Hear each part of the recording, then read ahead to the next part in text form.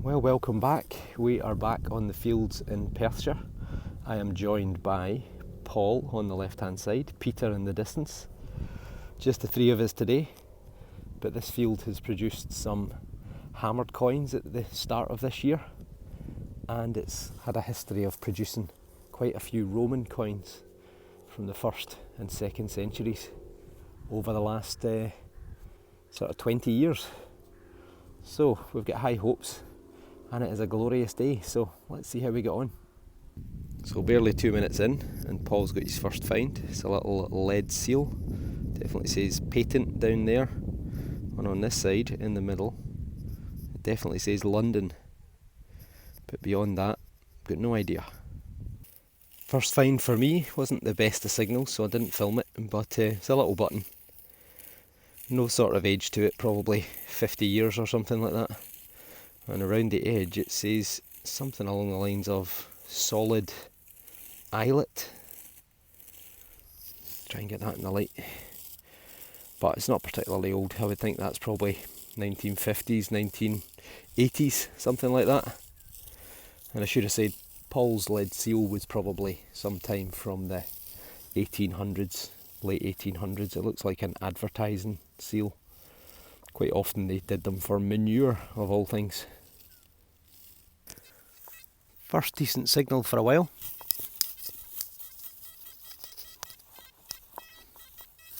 Does sound quite coin-like, so let's see what we get. So it came out in the first hole, and there it is right there. I got Paul over to see what his machine made of it. He thought it was a little bit scratchy, and it looks to me like it's a silver coin. It's milled, it's not ancient. Maybe going to be a George V or something like that. Maybe even a wee bit earlier. Give it a wee clean up and see. So here we go, folks, first decent signal, and it is a silver sixpence. 1943, so that's the present Queen's mother. Pretty rough. Georgius the Sixth, V1. George the Sixth, by the grace of God, King of the Britons. And then on the reverse, Fid Def Ind Emperor, so Defender of the Faith, Ind Emperor of India, and the insignia there. 1943, silver sixpence. Not pure silver by this point, but that's why it's pretty rough. So, good find. Another good signal, quite a lot of iron in this part of the field.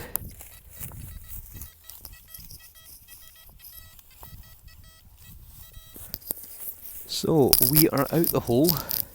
Now for the best bit. Let's see if I'm right or not. In there. Nope. In there. Nope. There we go. Looks like another coin.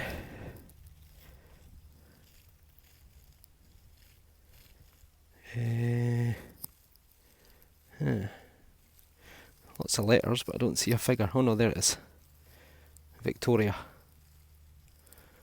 I think. Let's give it a clean up and see. So here we go. Pretty good condition. Victoria de Gracia, Britannia Rex. What's the next bit? Can't see it properly. Regina. Fid Def Ind Imp. So Queen Victoria, by the grace of God, Queen of the Britons, Defender of the Faith, Empress of India. She's got her veil on, so this is quite late on probably in her life. And it says there, 1 penny, 1901. And I think that's actually the year she died. So this is right at the end of her reign. Well worth a go. Let's see what we get. So pretty obvious, this one. There it is right there. It is a musket ball. So that's been fired. Well, possibly not. Maybe it's been dropped, but it's from a flintlock musket. First firearms were recorded in Scotland. I'm sure it was around the 1400s. Maybe 1480 or something rings a bell. And they became more and more popular right through the sort of 17th, 18th centuries, and the musket kind of started to go out of use in the early to the mid 1800s. So that's probably going to be sometime between the sort of the Jacobite rebellion sort of period, so the late 17th into the middle of the 18th century. My God, this one is blowing the ears off me.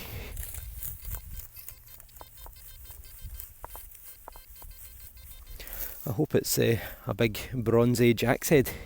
Well, not quite what I had in mind. It's a silver chewing gum wrapper.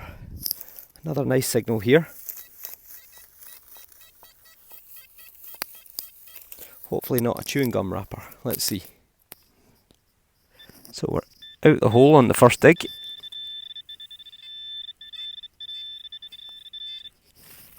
A coil out the way.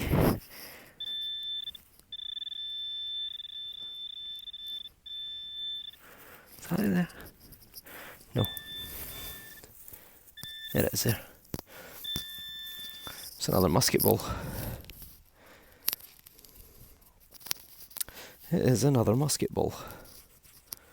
Give it a wee rub up. Made of lead, like the last one. Let's have a wee comparison, see how they look if they're both the same calibre. Yeah, they're pretty similar in calibre, so maybe from the same kind of date. Probably no more than 10 metres apart, so maybe we've got a wee skirmish. Nice signal here.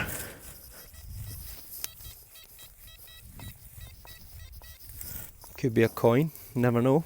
So Paul's got a signal right there. I've got a signal right here. Mine's out the hole.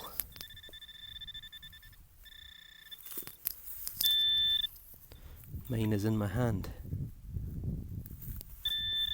Still in my hand. Oh, don't believe it. Shotgun cap. Nope, nothing obvious. Shotgun cap, probably, I don't know, 30, 50, 60 years old at the push. And Paul didn't do much better. He got a bit of a tin can. Happy days.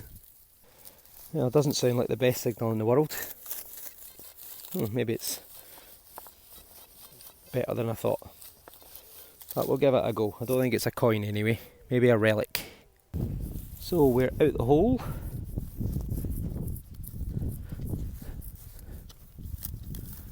At least I thought we were out the hole. We're not out the hole. We're not out the hole.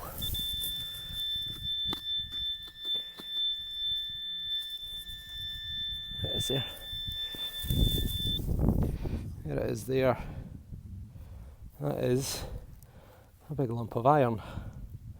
Almost like an iron wheel or circle. Padlock? No, don't think so. Oh well, that's a shame. Didn't sound like that, but then it is a big hefty bit of iron. So, there we go. On to the next. So, let the lesson be, always check your holes. Because we've got more than one signal. There's another one here somewhere. Ah, well, there was. With the coil. Have I got this thing on? I do. Ah, don't know what's going on here. Is there another signal or not? According to the detector there is, so there we go, there is another one there. Technical difficulties. Must be quite small, whatever it is. I should have brought my tripod today to give me an extra pair of hands. Sorry if the visuals aren't up to the usual standard. Here we are, we're out the hole. We're in my hand. Let's plonk that on there. Ooh. Let's try and do this methodically, if we can. Could be something quite small. Oh, here we go there. It's something. Yep, and that is us. What do we have? Is that a coin or a button? It's a coin, it's a Roman coin. That is a Roman coin. That is a Roman silver coin. Let's give this a little clean up. Oops, I've dropped it. So that, ladies and gentlemen, is 100% a Roman silver denarius. That's going to be sometime between the 1st and the 2nd century. And on this side, you can just make out a figure sitting on a chair. That is fantastic. Absolutely brilliant find. So who is it? I used to be quite good at identifying my Roman coins. It's not Vespasian. He's not got a big enough nose and a fat enough. He looks like he's got a lot, hair. He's not bald like Vespasian. Let's look into the right hand side. Could it be Hadrian? He's got that look about him. Hadrian was a bit of an Adonis. I'm guessing that probably is. I think that's Hadrian, which would put that sometime. Hadrian was around about 120, 118 maybe, through to about I think it was 140 something, 146. And more importantly, he built Hadrian's Wall. Well, not personally, he had it built across what is now the north of England to annex the barbarian Scots, or the Caledonians as we were called back then. That is fantastic. So, a Roman coin there with the nice square marked round it. Another signal just here. And indeed it is a great big lump of iron. Who knows, how old could that be?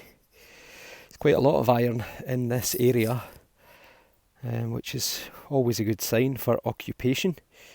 However, it's also a pain on your ears because they start to bleed with the amount of iron noises coming through. But you've got to pick out the good ones in between. Pretty decent signal. So what I thought might be a coin doesn't now look like a coin, because it's another shotgun cap. This one sounds like a very good sound.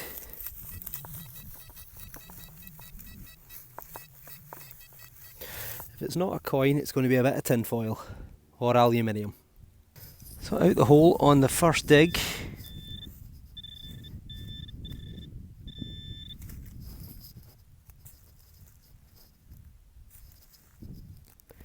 And I can't find it.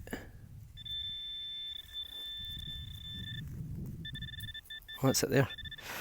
I think we've got a coin, folks. Oh, it's another silver.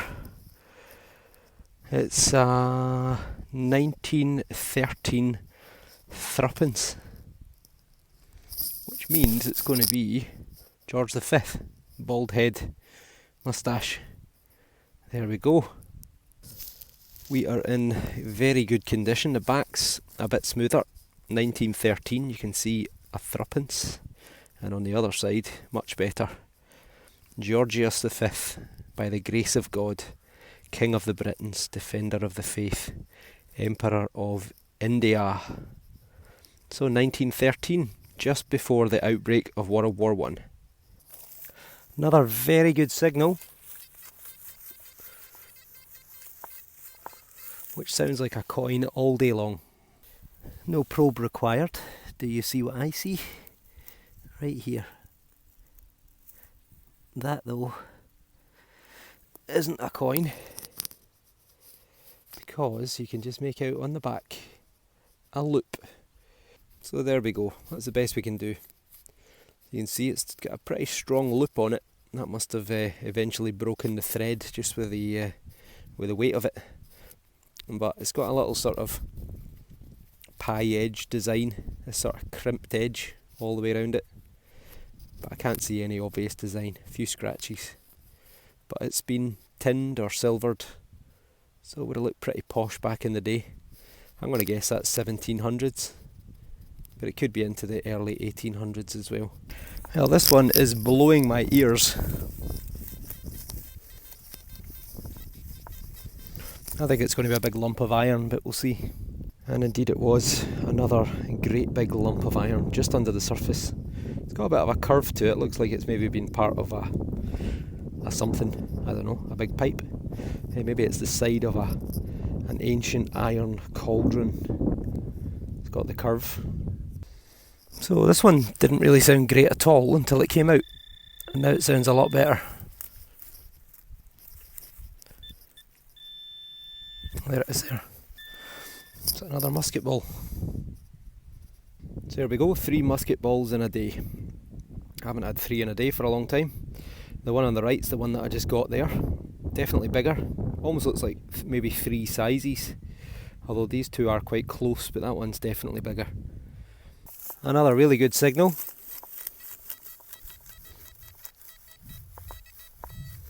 That's got to be a coin. So out the hole on the first dig, and there we go. And that looks like a coin, or is it a big button? Moment of truth. It's a coin. So some of you might think that I am crazy, but I can make out Britannia on the back. You can see the head there, and seated, and the little line at the bottom is where the date would be, but it's gone. Looks like a halfpenny. And on this side I can make out a head. There's the head there, facing to the right hand side. It looks like we've got 111 up here, which means that it's George the Third. George the Third halfpenny. So that's sometime between 1760 and 1820. Wind's picking up a bit.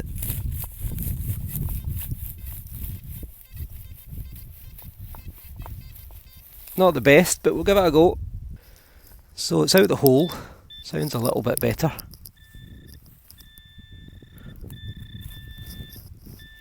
But it's not. It's a piece of coke, piece of charcoal. Another ear blowing one. So we're out the hole.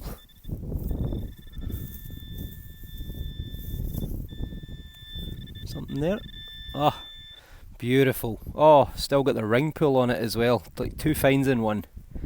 I did think that was a little bit too erratic. It sounded like aluminium, which it is, and it's very close to the surface. Maybe a wee hint of iron brew colours there. Scotland's other national drink. So that is, for me, the best of this afternoon. 3 bits of silver, which is fantastic, especially as the one right in the middle here looks like a Roman denarius. I'm guessing it's Hadrian. Let me know if you think otherwise, but if it is Hadrian, I think that's going to make it sometime 120, 140 AD, give or take. The man who famously commissioned the building of Hadrian's Wall in the north of England to keep out the Caledonias, or the Caledonians, or the Caledonii, which is the Scots, as they were back then to the Romans. So we've got a Victorian penny, 1901, a silver sixpence, 1943, a silver threepence, which is 1913. This is a George the Third halfpenny, so it's probably sometime between 1760 and 1820. Then we've got a nice little heavy duty button, and then 3 lead musket balls. So that is pretty good going for a field that's been done quite a lot, but it's not really been done since it got harvested, so it could do with being ploughed and turned over. But 3 great silver coins, so over the moon with that.